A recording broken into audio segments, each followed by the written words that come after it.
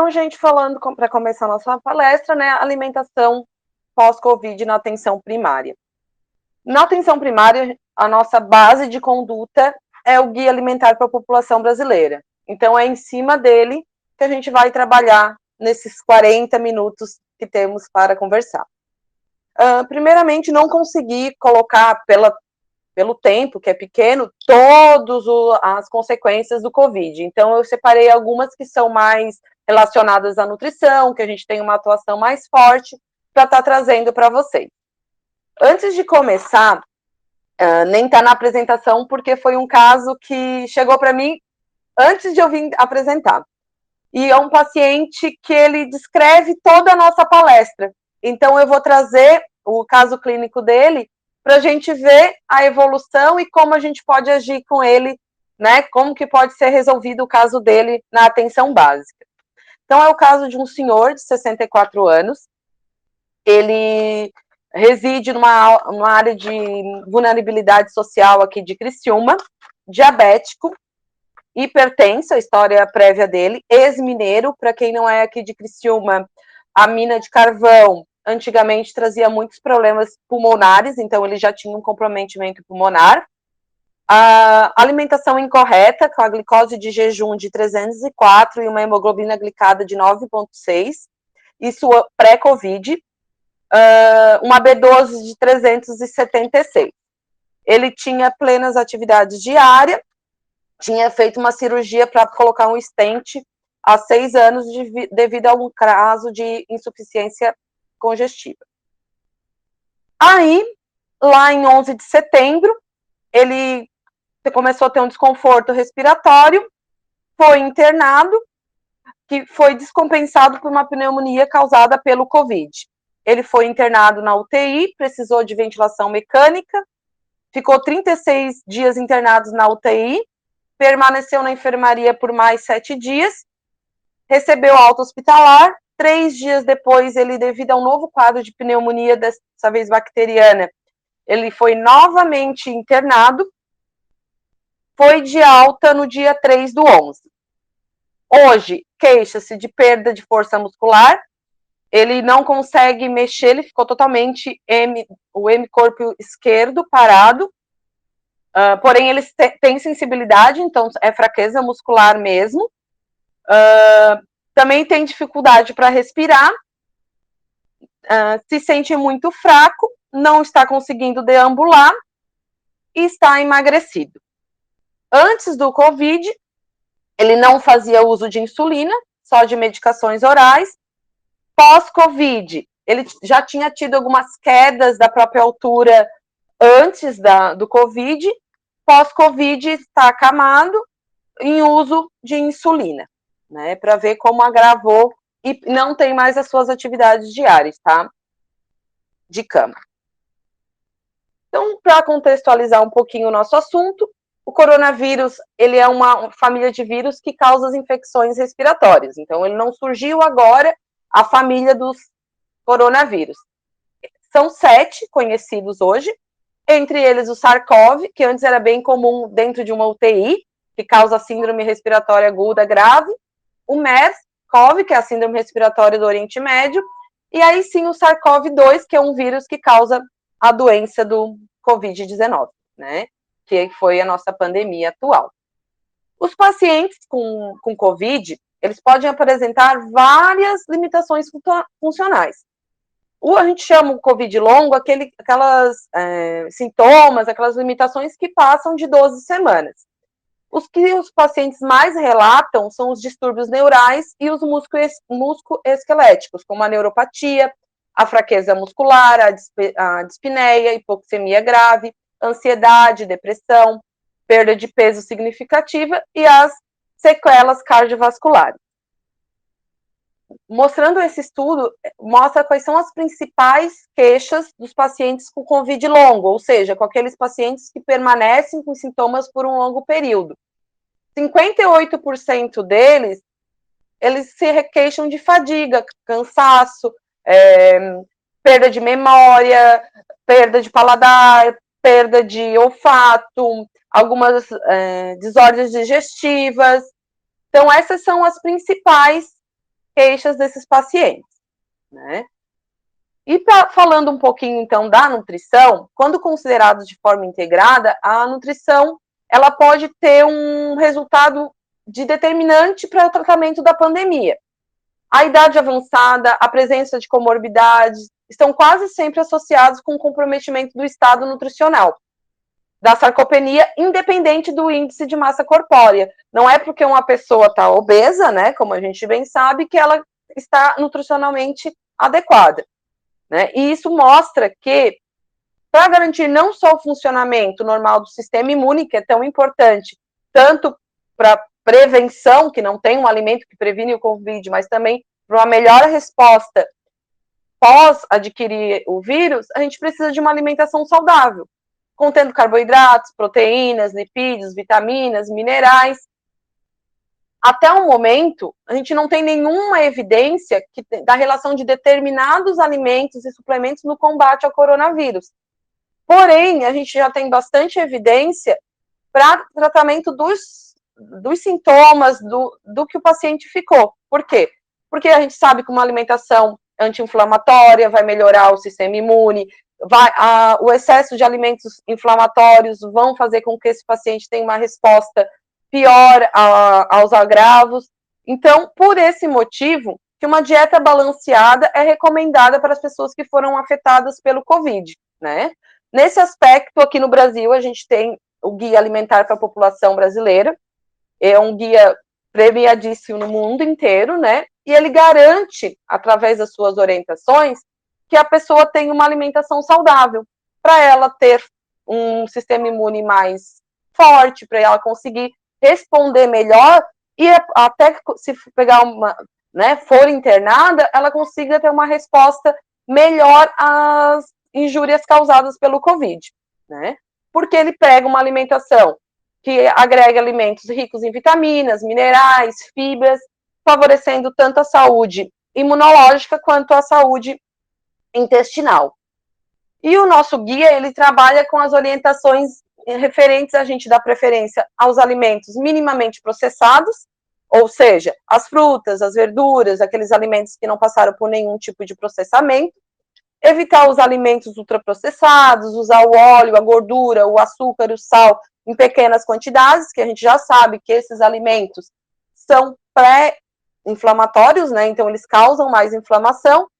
Por esse motivo que a gente tem que ter cuidado na hora de estar consumindo.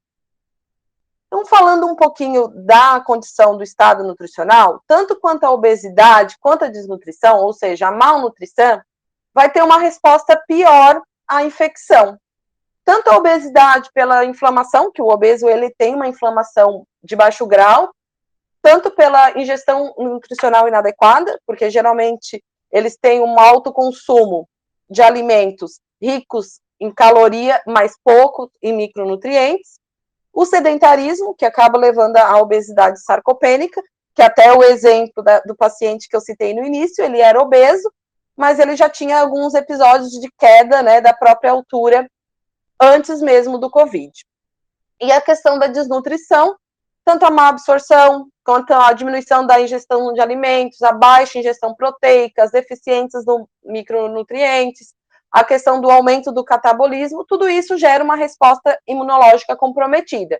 E aí esse paciente é acometido por uma infecção que causa catabolismo proteico, que aumenta o gasto energético de repouso, que depleta todas as reservas, tanto proteicas quanto energéticas, e vai piorar, né, com essa resposta imunológica comprometida. E não tem, gente, como a gente falar de alimentação pós-Covid, alimentação na atenção primária, sem falar da questão da insegurança alimentar.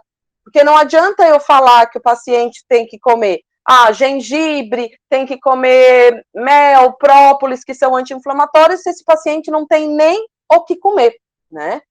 Para ter uma ideia, em 2017, 2018, quando foi feita a POF, né, 49,5% das calorias totais disponíveis para o consumo nos domicílios brasileiros eram de alimentos in natura ou minimamente processados. Porém, se a gente pensar, não, mas quase 50% era de minimamente processados, então até não está tão ruim. Mas quando a gente vai vê o consumo desses alimentos minimamente processados, somente 2,8% corresponderam a hortaliças, né, e frutas, e 0,9% de legumes e ovos. Então, assim, não, com certeza, esse paciente, a população brasileira, ela está com uma carência nutricional, principalmente de micronutrientes. Esses dados são antes da pandemia. Pós-pandemia, piorou mais ainda, porque, conforme a Rede Brasileira de Pesquisa em Soberania e Segurança Alimentar e Nutricional, realizada em 2021, fazendo um inquérito sobre a segurança alimentar, 44,8%, ou seja, menos da metade dos brasileiros, tem segurança alimentar. 55,2% da população brasileira já se encontrava em segurança alimentar, sendo que desses 55, 9 conviviam com a fome, ou seja, já com uma insegurança alimentar grave, sendo pior ainda nos domicílios da área rural. Esses dados são os piores dados desde 2014, onde o país tinha 64% da população, 64,8%, em segurança alimentar. Então, uma população que já vem desnutrida, tanto por falta de caloria, quanto de proteína, com já comorbidades, que, né, já tem vários estudos mostrando que a população em vulnerabilidade social, elas têm mais comorbidades como diabetes, pressão alta, e a própria obesidade. A resposta, que é o nosso público, que a gente atende na unidade básica de saúde, a resposta, os danos causados pelo Covid para essa população é muito maior. Então, falando um pouquinho do social, da questão da pandemia ter prejudicado e muito o consumo alimentar da população brasileira, vamos falar então um pouquinho das complicações do Covid relacionada à alimentação. Como eu falei no slide anterior, vários são os sintomas em relação ao Covid longo, aquele Covid que permanece com os sintomas, que é aquele que procura a gente na unidade de saúde, relatando que não consegue mais subir uma escada, que se sente fraco, que não tem vontade de fazer nada, que está caindo muito cabelo, e ele percebeu que tudo isso ocorreu depois que ele teve o Covid. Nesses slides, devido ao tempo, eu vou falar mais em relação à sarcopenia, né, tanto a sarcopenia dos obesos quanto dos pacientes já com baixo peso, e também falar um pouquinho da questão da depressão, é onde a gente já tem bastante evidência, né, na nutrição, que a alimentação influencia para um prognóstico melhor. Então, falando um pouquinho da depressão, né, o Covid-19, ele causa uma inflamação sistêmica, né, então, em todos os órgãos.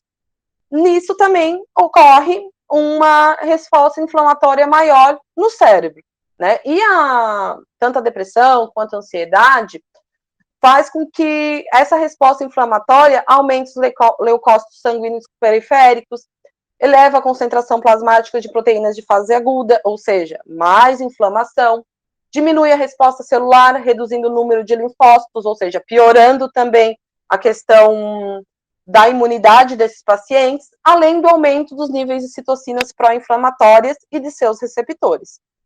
E a gente sabe que os transtornos mentais são causados também em decorrência da falha da comunicação do sistema nervoso, ou seja, os neurotransmissores, que atuam nas atividades psicomotoras, do apetite, do humor, estão deficitários. E os principais neurotransmissores associados à depressão são a serotonina e a dopamina. E a gente já sabe que a alimentação é precursor desses neurotransmissores. São a matéria-prima, ou seja, os cofatores.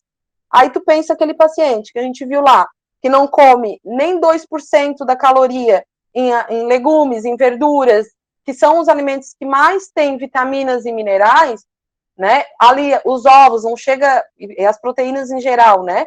A 0,9%, esse paciente já tinha uma tendência maior a ter depressão.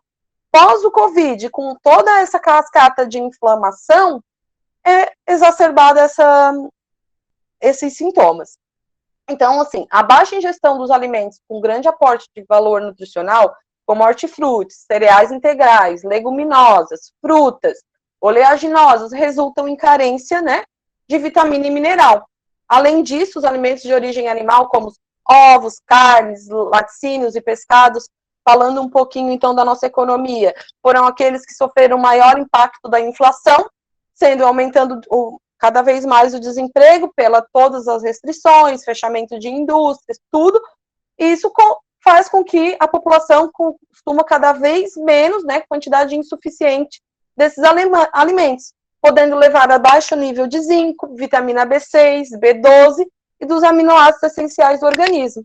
Se a gente for lembrar ali no início, aquele paciente que eu citei, um dos exames que estava alterado já era B12 baixa, né? Então, tu já vê que esse paciente, antes mesmo de ter Covid, ele já estava com uma situação nutricional bem prejudicada. Os principais nutrientes, então, que ajudam, né, a melhorar, a modular toda essa resposta inflamatória, são os alimentos ricos em ácidos graxos de ômega 3 e ômega 6, as vitaminas do complexo B, vitamina D, que, como as pessoas pararam também de fazer atividade fora, muitos foram para home office e começaram também a ter uma carência maior de vitamina D. Né, e dos aminoácidos triptofano. Esses nutrientes, eles atuam, né, na melhoria do sistema nervoso, e a nossa população está carente desses alimentos. Então, pegando esse estudo ali de 2019, mostrando alguns alimentos que influenciam para melhorar, né, a resposta à depressão. Eu não entrei muito na questão dos flavonoides, entrei mais nos básicos mesmo, do ferro, do triptofano, ácido fólico, cálcio, né? E dentro dos alimentos que fazem, que são comuns já da nossa população. O peixe, o fígado, agora a gente percebe também a população, devido ao preço alto, consumindo mais os alimentos, né, como moela, fígado, que acaba sendo mais barato, os ovos, leites e derivados, a banana, a laranja, né, que são fontes desses nutrientes que vão estar ajudando na modulação e na produção dos neurotransmissores. As folhas verdes escuras também são bem importantes. O brócolis, amendoim, o feijão, a aveia, o chá verde, o café. Então, assim, dá para ver que, dependendo da condição social da pessoa, a gente consegue, né, colocar alguns alimentos que vão estar ajudando a modular toda essa resposta sem estar comprometendo tanto a questão financeira dela, né? Ou seja, é o que o nosso guia prega. Se a gente for ler o guia, a gente tem que priorizar os alimentos in natura e minimamente processados. E todos esses alimentos que eu citei estão dentro dessa classificação. Já falando dos alimentos que estão associados à depressão e seus nutrientes, entra bem aquilo que o guia fala, os ultraprocessados. Então, refrigerantes, doces, biscoitos recheados, carne vermelha em excesso, bebidas alcoólicas, salgadinhos, coxinhas, pastéis, devido ao alto índice de colesterol, de lipídio, de carboidrato, de sódio, né, de gordura saturada. Então, esses alimentos aumentam a inflamação. Aumentando a inflamação, vão inflamar mais ainda o cérebro, dificultando a produção ali dos neurotransmissores, aumentando as citocinas inflamatórias e piorando o quadro desse paciente.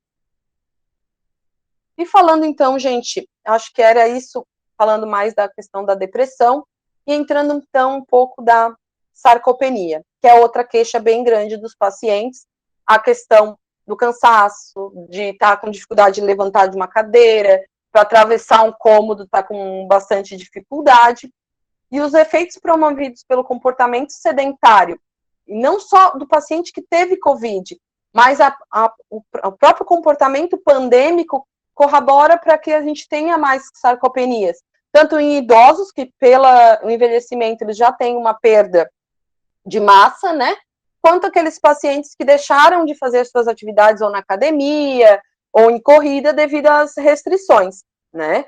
Então, o que aconteceu? O pessoal diminuiu, as pessoas diminuíram a atividade física e aumentou o tempo sentado, o tempo de tela, o aumento do estresse, da ansiedade, por saber, será que eu vou conseguir manter meu emprego? Será que, né, eu vou conseguir ter comida? E a desregulação alimentar, com mais frequência o consumo de alimentos ultraprocessados, então os fast foods, muito mais fácil hoje em dia no celular pedir comida, né? E o pessoal tá ansioso, vai lá, procura alimentos mais gordurosos, mais ricos em açúcar, e a diminuição da ingestão da proteína, falando também já mais da questão da vulnerabilidade social, que a carne ficou praticamente inacessível a esse público.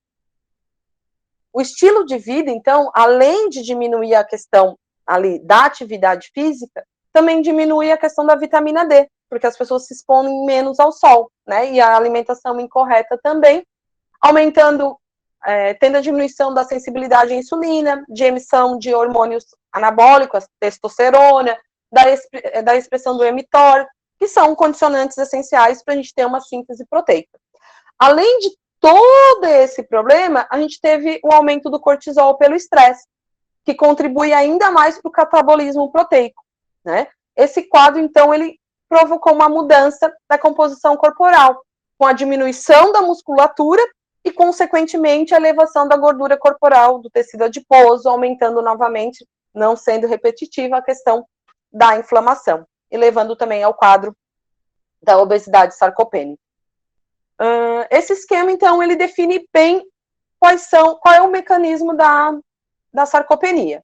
Então, a idade avançada, a inflamação, né, o envelhecimento das células, o aumento das espécies reativas de oxigênio, questão de multimorbidades, a obesidade, o diabetes, a carência de vitamina D, tanto por via oral, pela má nutrição, né, por má absorção, a anosmia, a geosia, porque o paciente perde a vontade de comer, ele não tem paladar, então acaba comendo mesmo, menos a xerostomia também, a disfagia, que tem vários pacientes que pós-Covid foram traqueostomizados, então ficam com dificuldade de deglutição, diminui a alimentação, tanto em qualidade, quanto variedade, quanto quantidade, o aumento do catabolismo pelo estresse sofrido pela infecção, né? A inatividade física, aqueles pacientes que ficaram acamados ou aqueles que foram hospitalizados, que ficaram em terapia intensiva, que tiveram os vários tratamentos,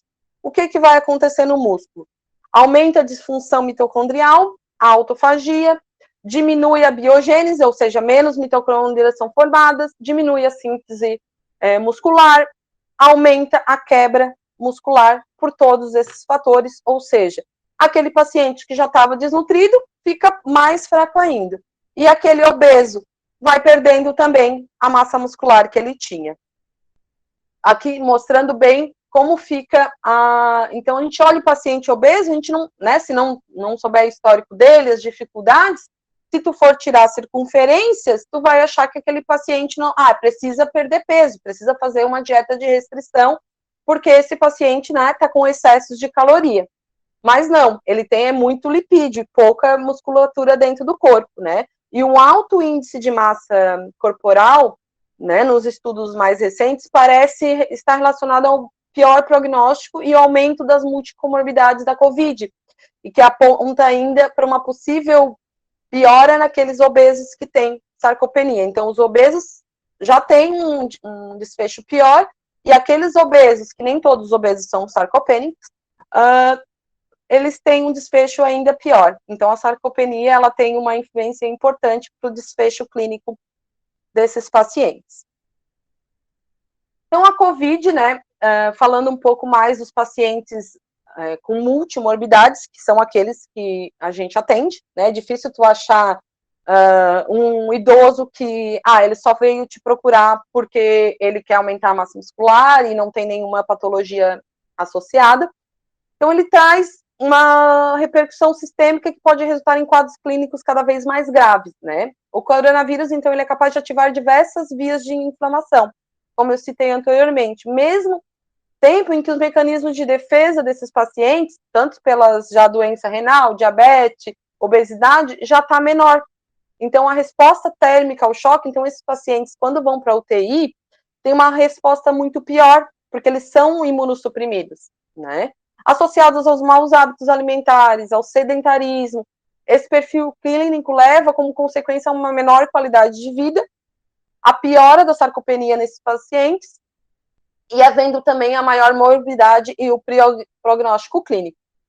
Se a gente for pegar ali o caso do paciente que eu citei, né, ele, antes do COVID, ele já tinha problema de coração, insuficiência cardíaca, já era obeso, já tinha um diabetes descompensado, porém ele ainda tinha a atividade de vida diária preservada. Pós-Covid, então ele já foi para a UTI totalmente inflamado e descompensado. Só por ele ter essas doenças de base, já o resultado dele já foi bem pior. Ele realmente teve uma piora da qualidade de vida, que hoje ele está acamado, não consegue mais fazer suas atividades, reclama muito de cansaço, tá? Piorou a questão da diabetes dele, até pela questão da hiperglicemia de estresse, que está tendo que, além de usar os medicamentos orais, ele está tendo que aplicar insulina 3 vezes por dia em doses altas. E os quadros sarcopênicos no idoso, eles contribuem também para aumentar o estresse oxidativo, tem maior disfunção mitocondrial, maior resistência anabólica, e para recuperar esse paciente, a gente não adianta só dar proteína. Então, assim, além de cuidar da questão alimentar, esses pacientes, eles precisam ter exercícios resistidos. Então, aquele paciente que ficou acamado precisa muito da fisioterapia, porque não adianta a gente mudar toda a dieta dele, por exemplo, e não promover a questão do exercício resistido para ele ter uma reestruturação muscular. Por isso que uma dieta inadequada é um fator tão importante para o desenvolvimento da sarcopenia, porque a sarcopenia ela tem um alto catabolismo. E isso, quando junta com o COVID, nos idosos a questão é muito preocupante. E se não for tratada, aumenta a mortalidade. Tanto que se a gente for pegar nossas estatísticas, né, a quantidade de mortos foram nos idosos. Os nossos idosos já estão mais doentes, obesos, diabético, hipertenso, né? E a gente não pode esquecer também de dizer apenas assim, tu tem que comer mais, né? A gente tem que falar o que ele tem que comer, garantir que ele faça uma boa escolha alimentar, com proteínas de alto valor biológicos, com as vitaminas adequadas, com a injeção de minerais. Então, assim, nenhum estudo fala em suplementação de vitaminas e minerais, ou eu tenho que suplementar a vitamina D, eu tenho que suplementar a vitamina C. Não. Todos os estudos, os mais recentes, falam na questão do equilíbrio alimentar mesmo, de boas fontes proteicas, de comer frutas, de comer verduras, né? De usar chá verde, de usar própolis, então de utilizar o alimento mesmo. Em relação ao manejo nutricional desse paciente, então, é um paciente que teve COVID e está sarcopênico. A gente precisa garantir que ele tenha um consumo adequado de proteína, de alta qualidade, principalmente dos alimentos ricos em leucina. Então, a carne, o peixe, os laticínios, os ovos, que vão estar promovendo a síntese muscular, né? A recomendação mais atual, agora que saiu em junho, se eu não me engano, de 2021, é que a ingestão para o paciente adulto que teve COVID, mas ele é saudável, não tem nenhuma outra comorbidade, a dieta deve ser uma dieta normoproteica, 0,75 a 0,8 gramas, né, por quilo de peso. Já para os idosos, né, pela própria idade, pela questão né, já comentada, da perda maior da musculatura esquelética, essa quantidade de proteína já aumenta um pouquinho, de 1 para 1,2 gramas por quilograma dia para um idoso saudável. Porque se for um idoso que já tem outras doenças associadas, é um idoso que já tem uma sarcopenia instalada, aí a gente deve considerar em torno de 1,2 a 1,5 gramas de proteína por quilo de peso dia. Né? E o aumento da ingestão, quando o paciente é muito ativo, a gente tem idosos que correm maratona, né, que são bem ativos, é indicado um aumento e até utilizado a suplementação de 10 a 20 gramas de proteína, né, durante ali os dias que ele pratica a atividade física. Aqui em Criciúma, devido ao aumento da questão dos casos de pacientes que ficaram acamados, com lesão por pressão, pacientes com sarcopenia pós-Covid, nós criamos a equipe técnica de nutrição criou um protocolo, né, para dispensação tanto de módulo proteico para os pacientes mais graves, né, ou muito baixo peso, ou com uma sarcopenia, e também de suplementos específicos para a cicatrização oferecidos pelo SUS. Então, foi um ganho bem importante, uma mudança significativa que teve no nosso trabalho por causa da pandemia do Covid-19. Né? 10 minutos. E falando um pouquinho, então, de algumas estratégias nutricionais que a gente pode utilizar para fazer com que esse paciente... Porque, assim, a gente precisa que esse paciente coma, né? Mas aí ele está com disalgia ou algesia, ou ele não sente nada de sabor, ou ele está com alteração de sabor. Quais estratégias nutricionais, então, eu posso estar utilizando para melhorar o apetite desse paciente? Então, algumas estratégias simples, como mastigar pequenos pedacinhos de gengibre durante o dia, utilizar ervas, frutas, especiarias em água ou em outros líquidos para fazer com que estimule a salivação, estimule, né, as papilas gustativas desse paciente.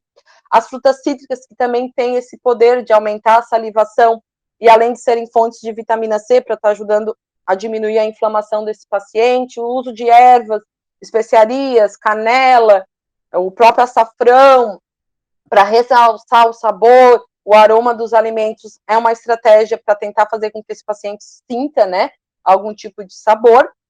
E, além disso, quando tem anosmia, o paladar e o olfato, eles são os sentidos que estão muito relacionados.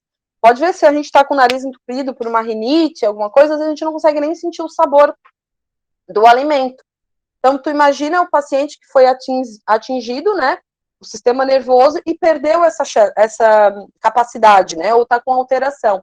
Então, uma sugestão que a gente pode estar utilizando é usar os outros sentidos, nossos outros sentidos, como, por exemplo, o visual, o auditivo, para tentar criar sensações que tragam lembranças boas para estimular esse paciente a comer. Então, por exemplo, ali, usar texturas crocantes, preparar um prato bem colorido, uma mesa bem posta, para fazer com que esse paciente sinta, né, tenha vontade e prazer de comer, são estratégias simples que vão facilitar. Então, gente, para terminar, né, a minha fala, o que a gente vê com tudo isso? Que a atenção primária à saúde e à nutrição, por a gente atuar na promoção, na prevenção e no agravo da saúde, a gente tem um papel importante, fundamental, no enfrentamento da pandemia, ao desenvolver as ações de educação e saúde a partir da abordagem dos fatores de proteção e os riscos da má alimentação. A educação nutricional é muito importante, porque as pessoas, elas não têm essa educação, então elas às vezes vão lá, pegam um alimento, um macarrão, miojo, por exemplo, por estar mais barato, porque ela não sabe ver o preço por quilo, que se ela for comprar um macarrão normal, que vai ter maior quantidade, que o preço do quilo é menor, ela vai estar tendo uma alimentação mais saudável. Então, esse nosso trabalho de educação é fundamental nesse pós-Covid, tanto para a gente, pela questão da diminuição da renda, pelo aumento da inflação, né, e para ensinar a população a como armazenar, como durar mais os alimentos, para que a gente consiga que a nossa população tenha uma alimentação melhor. Obrigada. Liz, te convidar então para fazer um fechamento, né, um encerramento dessa tua fala.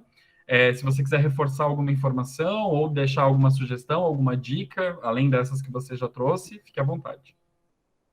Só lembrar que o comer não é proteína, lipídio e vitamina. A gente come feijão, arroz, a gente come sentimento, a gente come cultura, a gente come momento histórico, e que a alimentação, ela é muito mais do que apenas nutrientes.